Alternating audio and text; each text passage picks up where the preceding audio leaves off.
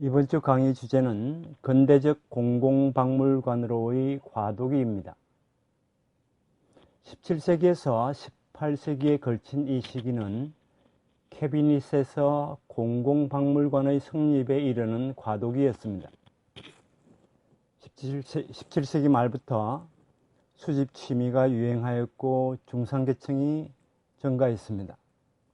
많은 사람이 자연사 외의 컬렉션에 의미를 부여하기 시작했습니다. 영국에서는 자연철학, 내추럴 필라스피, 오늘날의 과학에 해당이 됩니다. 이 자연철학이 젠틀맨의 행동으로 간주되기 시작하였고 수집 등의 형태로 과학에 관여하는 방식이 유행하게 되었습니다. 소유자 이외에도 이용할 수 있는 영속성이 있는 박물관이 요구되기 시작했습니다. 특히 영국에서는 박물관에는 하층민들도 모여들기 시작했습니다. 박물관이 지식의 소비 혹은 호기심을 충족시키는 단순한 오락의 장이 되었습니다. 과학혁명을 고취시켰던 프란시스 베이컨 등은 국민교육, 계몽을 위한 박물관이라는 자신의 생각을 주장했습니다. 기상천외한 것에서부터 규칙적인 것으로, 예외적인 것에서부터 일상적인 것으로, 이국적인 것에서부터 자국적인 것으로 컬렉션의 가치 기준이 변화했습니다. 자국과 인근나라의 물건에 대한 중시는 자국 자원의 목록 작성이라는 실리적 관점에서 요구되기 시작했습니다. 캐비닛과 달리 사물이나 자연에 숨겨진 의미를 추구하는 것이 아니라 법칙을 추구하게 되었고 분류를 업으로 하였으며 응용으로서의 산업을 의식하게 되었습니다. 이러한 과도기에 등장한 단체 박물관과 개인 박물관은 아마추어 연구자도 이용할 수 있었습니다. 그런데 교육을 위한 시설과는 거리가 있었습니다. 이들은 근대적 공공박물관으로의 과도적 존재였고 공공박물관의 실현은 프랑스 혁명에 의해서 탄생하는 루브르 미술관과 파리 공예박물관을 기다려야만 했습니다. 19세기 전반 영국에서는 과학센터의 성구라 불리는 시설이 등장했습니다. 이 강의에서는 이들 단체 박물관과 개인 박물관 등에 대해 알아보고자 합니다. 주된 무대는 이탈리아와 독일어권이 아닌 영국입니다. 그 첫 번째로 과학혁명과 공공박물관으로의 태동이라는 제목으로 살펴보겠습니다. 17세기가 되면 과학연구의 장이 도서관에서 실험실로 옮겨가게 되었습니다. 연구의 거점으로서 피렌체의 아카데미아 델 치멘트가 1657년에 설립이 되었고 런던의 왕립협회가 1660년, 파리 아카데미가 1666년 각각 설립되었습니다. 이러한 과학단체가 만들어졌던 것입니다. 이렇게 해서 진행된 변화는 과학혁명이라 불립니다. 경험적 사실을 수량화해서 법칙을 도출하는 방법을 확립한 갈릴레이가 그 중심 인물이었지만 가장 영향력이 있었던 것은 영국인 프란시스 베이컨이었습니다. 화면에 나오는 그림을 참조해 주시기 바랍니다. 프란시스 베이컨은 그의 저서 신기관 노붐 오르가눔이라는 책을 1620년에 발간을 했고 뉴 아틀란티스라는 책을 1627년에 발간을 했습니다. 이 책에서 계통적인 관찰에 의해 자연을 연구할 것을 주장하였고 이것을 통해서 자연이 인간의 기술에 의해 지배된다고 하였습니다. 그가 창조한 새로운 과학에서는 자연사가 중시되었습니다. 고대 이래로 지식은 사변이라고 하는 학문관이 이어져 왔는데 이와는 다른 베이컨의 관찰, 실험에 의한 학문이라는 주장이나 자연의 기술적 지배라는 주장은 오늘날의 과학기술에까지 이어지는 근대 과학기술 사상이었습니다. 박물관은 이 과학혁명의 결과로서 등장했습니다. 프란시스 베이컨은 1594년에 이미 그레이 사업이라는 책에서 과학을 위한 제도나 연구소의 필요성을 주장하고 있었습니다.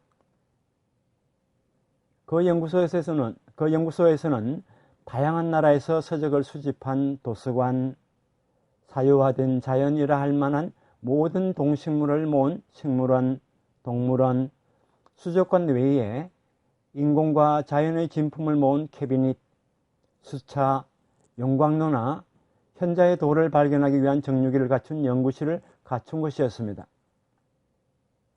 그는 지적 행위인 과학은 공유하는 행위라고 자리매김하였고 학문을 발전시키기 위해서는 공유 조직이 필요하다고 주장했습니다.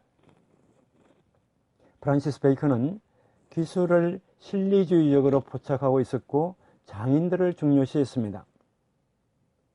그의 이러한 주장의 배경에는 중상주의 영국의 발전이 있었습니다.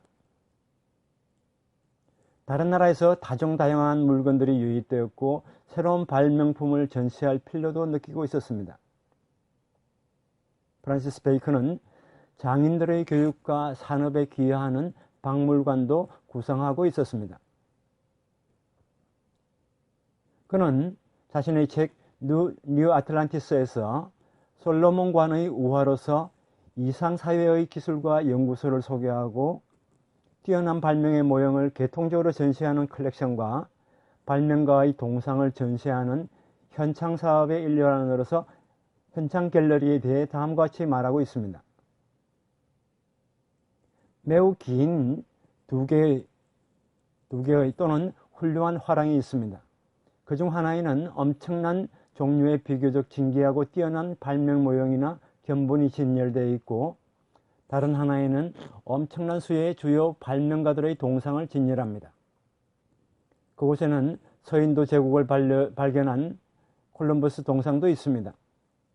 배를 발명한 발명자, 문자 발명자, 인쇄술 발명자, 천문관측 발명자, 금속 공작 기술 발명자, 유리 발명자, 잠사 발명자, 밀과 빵 발명자, 사탕 발명자 등등입니다. 데카르트나 라이프니츠도 연구소, 박물관, 기술학교 등의 조직을 주장했습니다. 데카르트는 1648년에 장인들의 교육과 과학의 기술적 응용을 촉진하기 위하여 기술박물관과 기술학교를 만들어야 한다고 주장했습니다. 이렇게 해서 지식뿐만 아니라 그 보급, 즉 교육, 훈련을 위한 기술박물관이 처음으로 구상되었습니다. 아카데미아 델 치멘토 왕립협회, 파리 아카데미는 프란시스 베이컨 등이 말하는 조직에 상당하는 것이었고 지금부터 이야기하는 왕립협회의 진열실은 베이컨의 연구소에 상당한 것이었습니다. 이들 조직은 과학혁명의 진행에 커다란 기여를 하게 됩니다. 장인들의 교육과 산업에 기여하는 기술박물관의 구상은 프랑스에서는 나중에 파리 공예 박물관으로 실현되게 됩니다.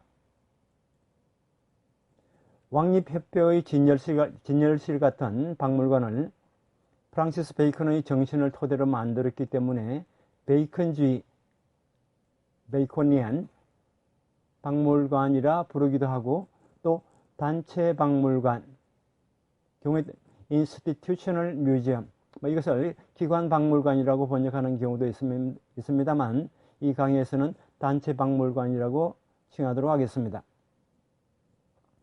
왕립협회의 진열실이 만들어진 것은 베이컨주의나 공동실험이라는 사고에 의한 것이었는데 동시에 개인의 재력에 서는 컬렉션은 한정되기 때문에 공동 박물관을 만드는 현실적인 대응도 있었습니다. 왕후나 개인의 자유로 만들어지는 그동안의 캐비닛과 컬렉션과 달리 단체 박물관은 다수를 위한 공동시설이기 때문에 단체 박물관의 인스티튜션이라는 용어에는 이런 의미도 포함되어 있을 것입니다. 단체 박물관은 영국에서는 일반인도 들어갈 수 있고 공개성도 상당 부분 있어서 공공박물관에 가까이 다가가고 있었습니다. 그러나 단체 박물관은 영속성이 약했습니다. 단체 박물관, 개인 박물관에는 미국의 필 박물관 외에 소수의 사례가 있지만 아직 국민 전체를 대상으로 하는 자세는 없었습니다. 베이컨 류어의 국민을 인적 자원으로 생각하고 그들을 교육하는 공리주의적인 박물관은 후에 공공박물관으로서 실현되게 됩니다. 단체 박물관이 출현한 17세기부터 18세기에 걸쳐서 박물관의 전문 분야에 따른 분화라는 변화가 생겼습니다. 영국에서는 17세기 후반에 캐비닛에서 정원이 분리 독립하였고 18세기에는 유럽의 여러 나라에서 박물관과 식물원이 분리되었습니다. 베이컨류의 뉴사이언스에서는 눈에 보이는 형태로 분류하려 했기 때문에 단체 박물관에서는 분야가 다른 유물은 배제하려 했습니다. 캐비닛과 달리 여기서는 분야별 분화는 필연이었습니다.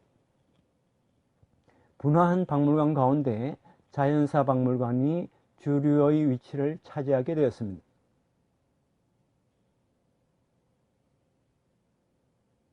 그림과 과학기술 관계 유물과의 구별도 17세기 말에는 시작되었습니다.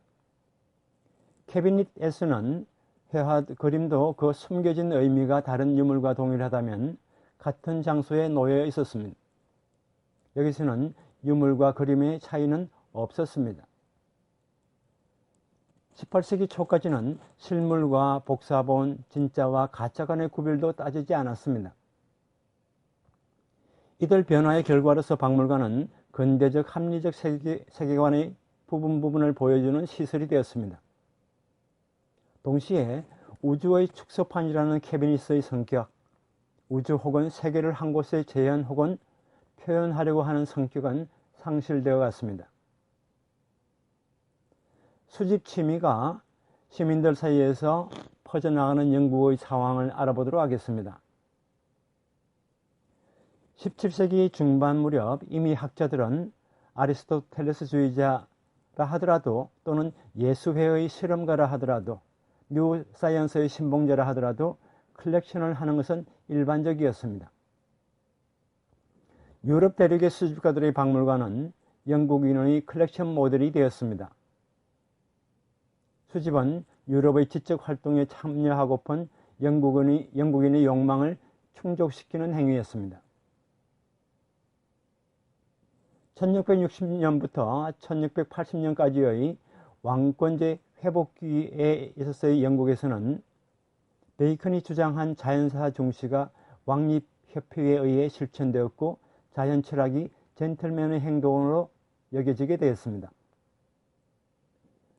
실험과 관찰을 지향하고 자연사를 중시한 베이컨주의는 결과적으로 과학의 한 종류인 대중화를 촉진시켰습니다. 고대부터 중세까지 권력자와 종교에 독점되었던 수집 행위가 르네상스의 캐비닛을 거쳐 부유한 개인뿐 아니라 점차 시민에게까지 퍼지게 되었습니다. 17세기 말부터 18세기에는 개인 수집가가 컬렉션의 견학을 허락하는 경우가 있었습니다. 이를 개인 박물관이라 부릅니다. 프라이빗 뮤지엄이라고 영어로 표기를 하는데요.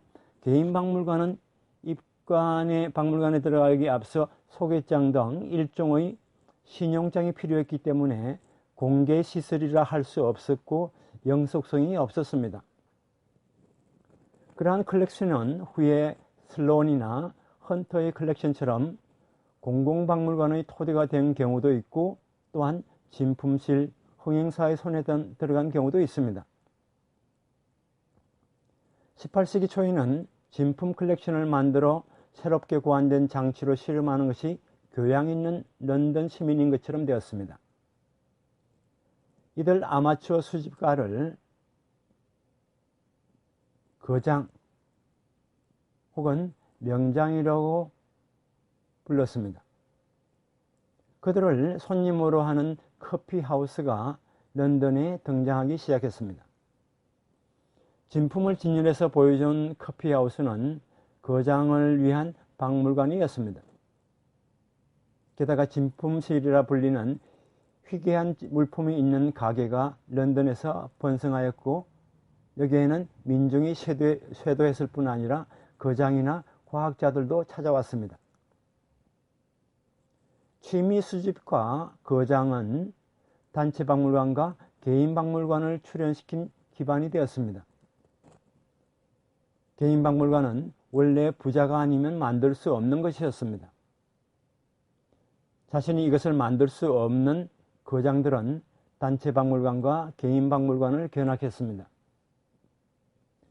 이용자이면서 소비자인 그들의 입장에서 보면 커피하우스나 희귀품도 개인 박물관과 단체 박물관도 흥미 대상으로서는 동일한 것이었습니다.